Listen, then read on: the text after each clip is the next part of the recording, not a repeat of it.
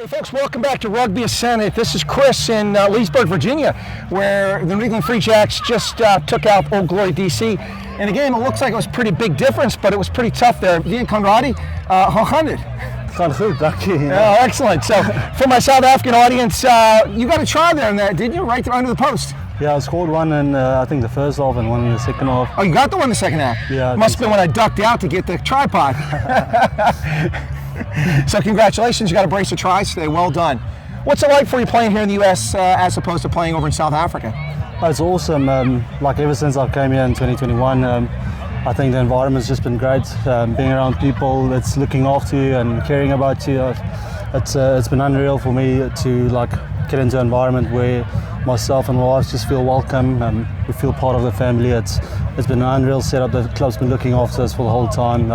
So it's awesome spending time in the US and yeah. So it's not just from a standpoint of sports medicine or something like that. It's actually a feeling of a family, you're saying, being with the club. Yeah, it's like a brotherhood.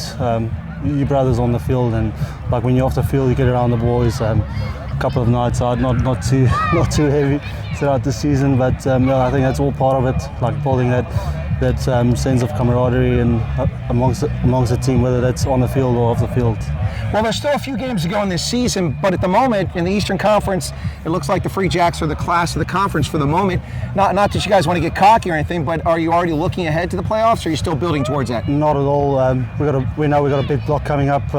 We've got a couple of big games, so at this moment we're making sure that we focus pretty much every single game and focusing on that particular game. So this week we got Nola at home, so it will be all eyes on Nola, making sure we fix our mistakes from this game. I know there was a couple of errors, especially on our defensive side, so we'll look to fix that and yeah, basically just work into the next game. Interesting you mention that, because although the score reflects a much different outcome, 42-24, DC had a lot of line breaks and they left a lot of points within the 5 meters down in the first half. Yeah, look, we knew they got on transition, so if we're going to make any errors or give them any loose balls, they'll be sure to play on that, which they did today. I thought like we stepped up, especially the last couple of minutes or last 10 minutes. We had a couple of good defensive sets as well. It's basically just making sure we clean up our middle and yeah, obviously fix our defensive errors. Well, I suppose one thing a little different about being in the States is it's May, it's almost summer here. Back home, it's falling into winter, so it'll be a little chilly if you're playing back there. Yeah, no, definitely. It's they're going into winter now, coming up probably June, July. It's their winter months. But no, enjoying the summer. Boston was cold, especially January, February, so it's good to have a bit of sun days like this. It's unreal playing footy, and it's. Well, let me put you on the spot, okay? All right. Into full disclosure, Stormers Province fan, okay?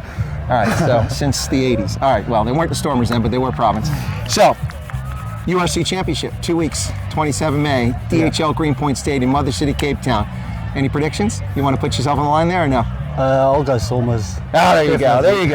Good man, good man. Thanks for your time, Conradie, bye-bye, donkey for your time. Thank you.